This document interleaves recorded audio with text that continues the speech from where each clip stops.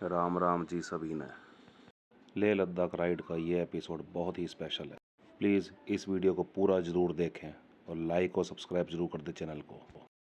ये कहानी है एक ऐसे मंदिर की, हिंदू मंदिर की, जिसको बॉलीवुड मूवीज़ के अंदर भी डेविल केव के नाम से मशहूर किया गया था। तो आइए शुरू करते हैं।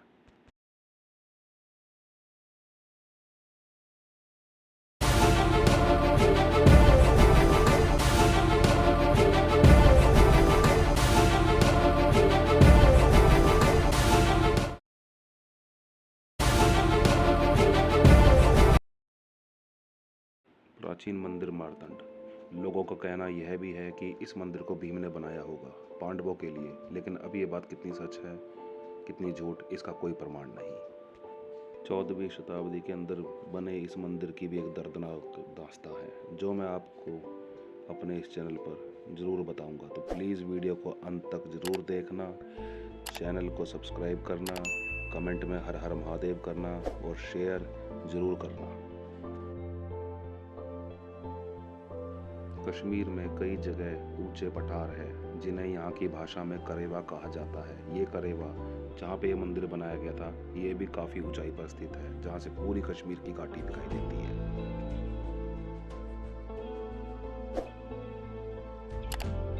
भारत में 4 सूर्य मंदिर प्रमुख हैं, गुजरात में, उड़ीसा में, राजस्थान में और कश्मीर में। जी हाँ, कश्मीर में आपने सही सुना। इस मंदिर की भी एक दर्दनाक दास्तां है और जो इतिहास के पन्नों में बिल्कुल गुम है।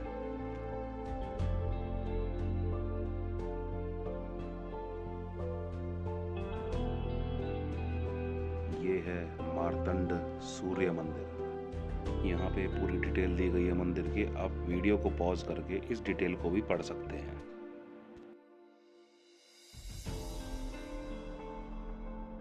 इतिहास के पन्नों में गुम।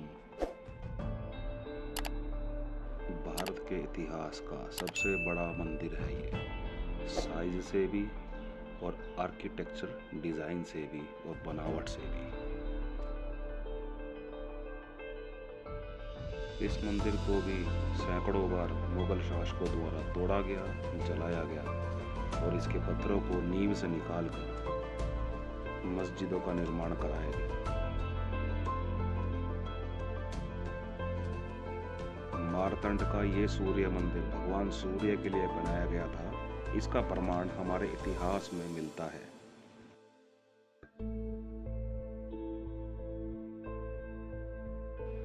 उत्तर में तिब्बत से लेकर दक्षिण में द्वारका तक, पश्चिम में ईरान से लेकर पूर्व में उड़ीसा तक फैला हुआ था। इस कश्मीर की एक आखिरी निशानी आज भी बची है।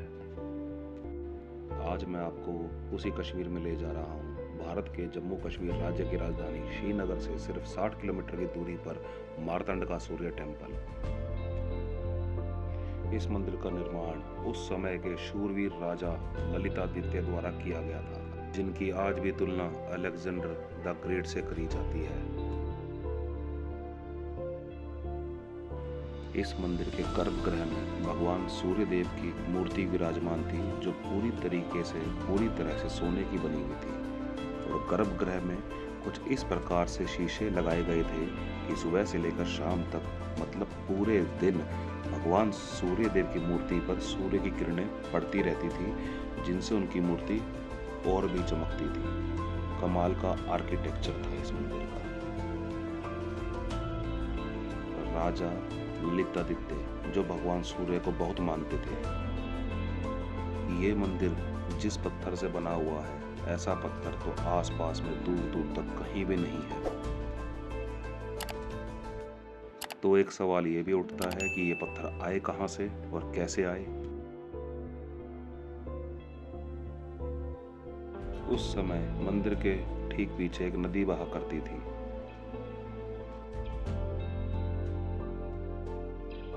ये सभी पत्थर नदी के द्वारा नाव से यहाँ तक लाए गए और फिर यहाँ पे मंदिर का निर्माण शुरू किया गया।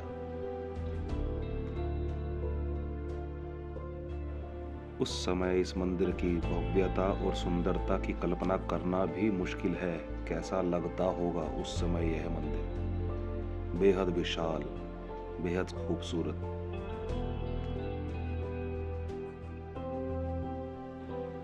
राजा ललितादित्य कश्मीर के सबसे सफल और बाहुबली राजा थे। उनकी तुलना अलेक्जेंडर द ग्रेट जैसे महान सम्राटों से करी जाती थी, जो ऐसी इमारतों और मंदिरों का निर्माण करा गए। राजा ललितादित्य दुनिया के जाने माने जाबाजों में से माने जाते थे, जिन्होंने चीन तक कश्मीर को फैला दिया था। अभी तो इस मंदिर की बाकी कहानी शेष है। कृपया करके पूरी वीडियो जरूर देखें। इस मंदिर की भव्यता आज भी यूं की यूं दिखती है, इतना टूटने और जलने के बाद भी। ये नक्काशियाँ आज भी दिखती हैं। मुगल सम्राटों द्वारा जो बार बार मंदिर तोड़ा गया, फिर भी ये नक्काशियाँ आज भी दिखती हैं। कहीं कहीं तो दीवारों पे देखो पूरी की पूरी मूर्ति दिखती है थोड़ी बहुत कि हाँ कुछ है ये।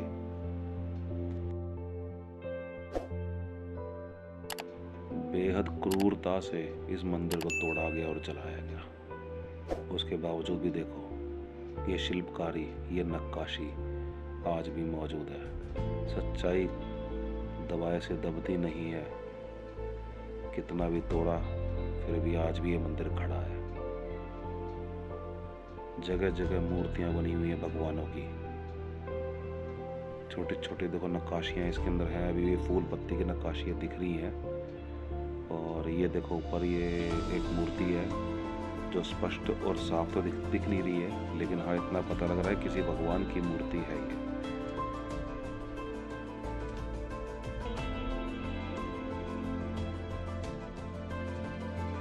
यहाँ पर देखो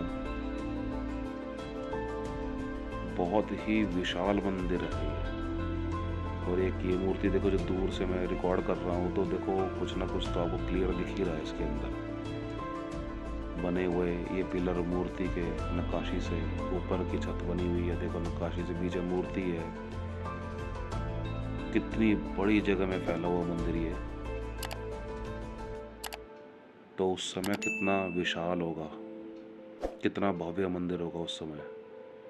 टूटने के बाद ये आज ऐसा दिख रहा है। लेकिन अब यहाँ पे टूरिस्ट भी आने लगे हैं।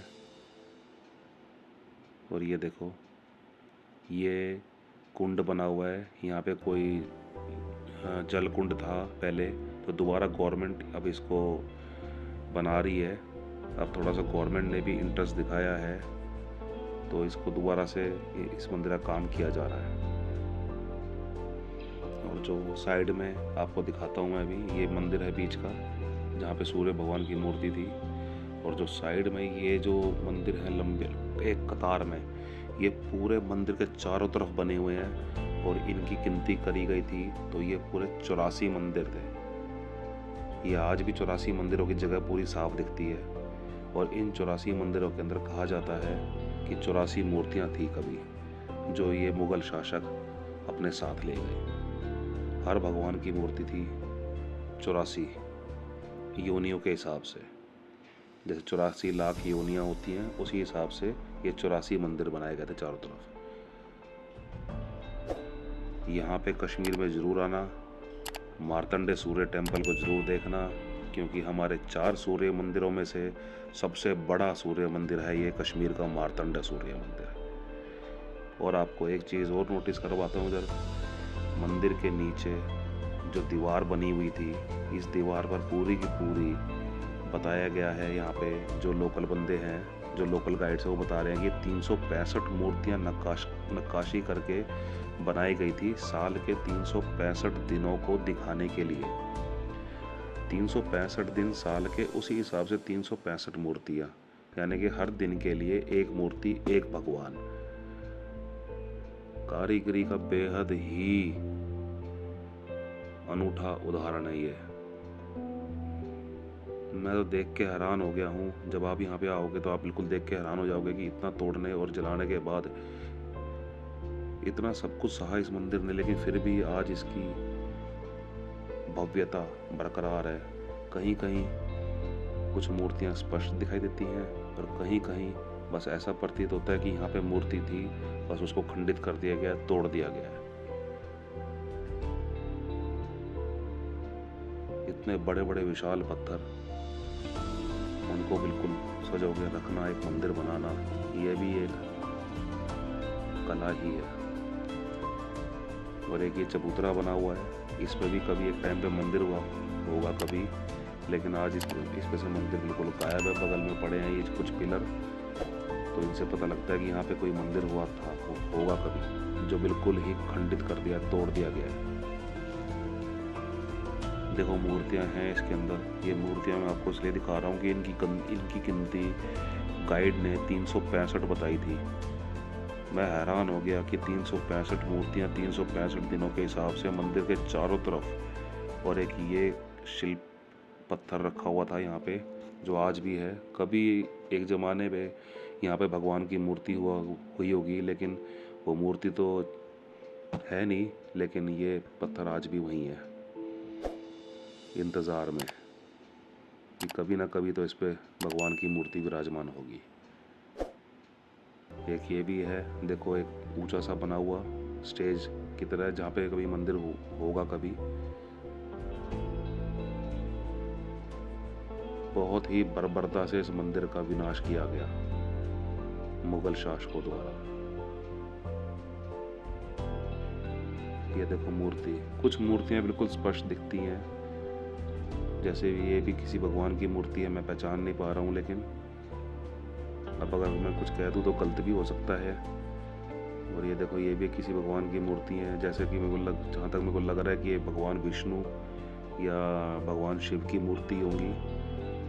और देखो एक ये मूर्ति, ये तो बिल्कुल स्पष्ट दिखाई दी है मुझे कि भगवान शिव की मूर्ति है, क्योंकि नीचे देखो बैल की आकृति बनी हुई है नक्काशी में, और ऊपर भगवान शिव विराजमान है। तो बैल पे तो भगवान शिव ही विराजमान होते हैं। बेहद सुंदर मंदिर है ये। हिंदू सभ्यता, सनातन धर्म का एक अनूठा जीता जागता प्रमाण। इस मंदिर को घूमने में बहुत समय लगता है। अगर आप सुबह आओगे तो धीरे धीरे शाम हो जाएगी, लेकिन आपको पता भी नहीं लगेगा वो शाम कब हो गई। बहुत ही ऊंचे पठार पे, बहुत ही शानदार जगह पे मंदिर बनाया गया था। गवर्नमेंट दोबारा से इसको रिस्ट्रक्चर कर रही है। ये देखो, ये तो बिल्कुल ही ऐसा पहचान में आती है कि किसी देवी माता की मूर्ति है ये।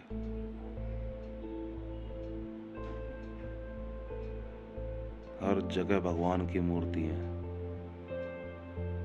और इतिहास के पन्नों में ये मंदिर बिल्कुल गुम है। ये देखो मेरी टीम बैठी यहाँ पे, मैं जिनके साथ लेह लद्दाख राइड पे निकला हूँ। कितना सीढ़ियाँ हैं और कितना ऊंचा ये मंदिर बना हुआ है। और सामने वो गर्भगृह है, ऐसे सामने से एंट्री होती है, सामने गर्भगृह जहाँ पे भगवान श्री सूर्य देव की मूर्ति जो सोने की बनी हुई थी वो विराजमान थी, जिसे मुगल शासकों ने चुरा लिया और इस मंदिर को तोड़ दिया गया। इतना शानदार मंदिर।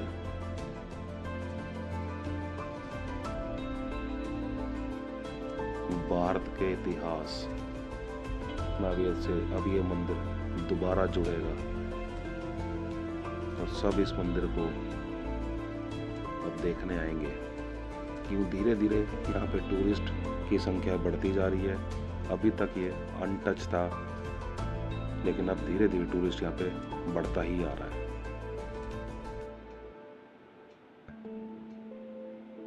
कितना जुल्म किया गया होगा उस वक्त।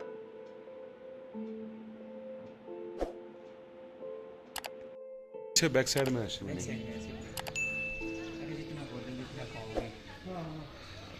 इतनी पुरानी संस्कृति ऐसे खंड मूर्ति है, बिल्कुल अलग से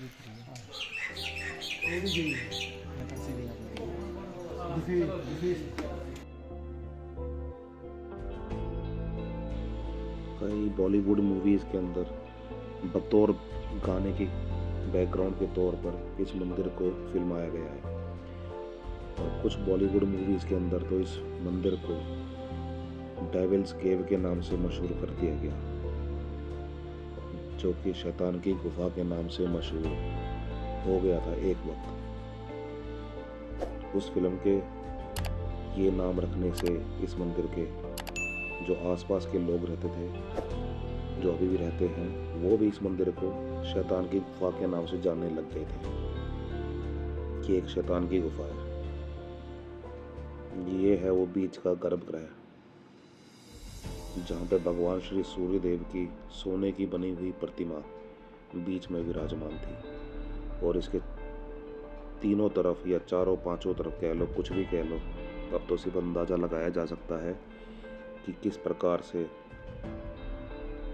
शीशे यहाँ लगाए गए होंगे, जिससे पूरे दिन भगवान सूर्य की रोशनी उन शीशों से होकर इस मंदिर में गुजर आती होगी और भगवान सूर्य की सोने की बनी हुई मूर्ति पर पूरे दिन वो रोशनी पड़ती थी।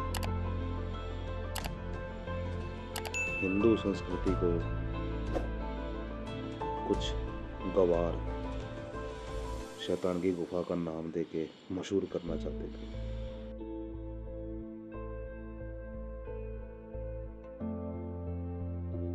इस मंदिर को पहली बार जो तोड़ा गया, पहला हमला मुगल शासक दुलचू ने किया था। मुगल शासक दुलचू ने इस मंदिर को तोड़ा, जलाया और लूटा।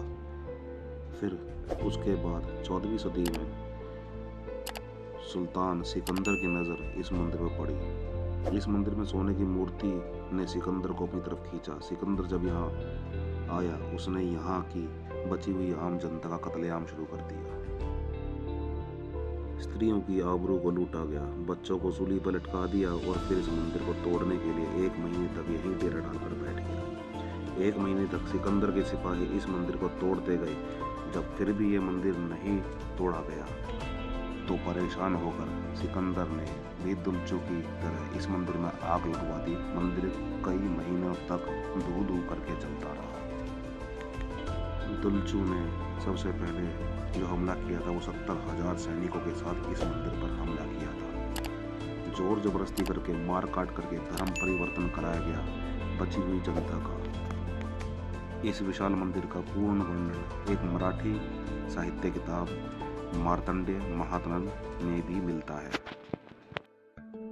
पहले शैतान दुलचू, फिर सिकंदर, न जाने उसके बाद और भी कितने मुगल शासक आए और गए और इस मंदिर को सिर्फ तोड़ते गए, बर्बाद करते गए और जलाते गए।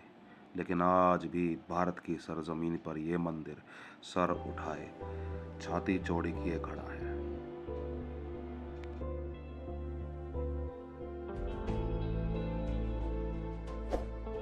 बॉलीवुड की कई मूवी में बतौर बैकग्राउंड ये मंदिर यूज़ किया गया। एक फिल्म है 1970 की फिल्म मन की आंखें में धर्मेंद्र और वहीदा रहमान पर फिल्माया गया गीत आजा रसिया गीत, और उसके बाद 1975 की फिल्म आंधी के मशहूर गीत तेरे बिन जिंदगी से कोई शिकवा नहीं, और 2014 की फिल्म हैदर का सॉन्ग बिस्मिल में भी ये बैकग्राउंड लिया गया। हैदर फिल्म के इस सॉन्ग में इस मंदिर की बुराई के स्थान पर दिखाया गया था। इसे लेकर विवाद भी बहुत पैदा हुआ। शैतान की गुफा बताया जाने पर सभी हिंदू और कश्मीरी पंडितों का अपमान है। तो क्या यह सही है कि हमारे कुछ प्रोड्यूसर्स फिल्म को चलाने के लिए हमारे हिंदू सभ्यता के मंदिरों को शैतान की गुफा के नाम से बोलते हैं? इतना विशाल मंदिर।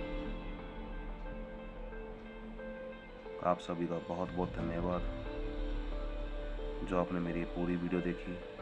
प्लीज़ जाते जाते भी चैनल को सब्सक्राइब जरूर कर देना, वीडियो को लाइक ज़रूर कर देना, कमेंट में हर हर महादेव लिख देना, और हाँ, जितना हो सके वीडियो को शेयर ज़रूर कीजिएगा। धन्यवाद। राम राम जी।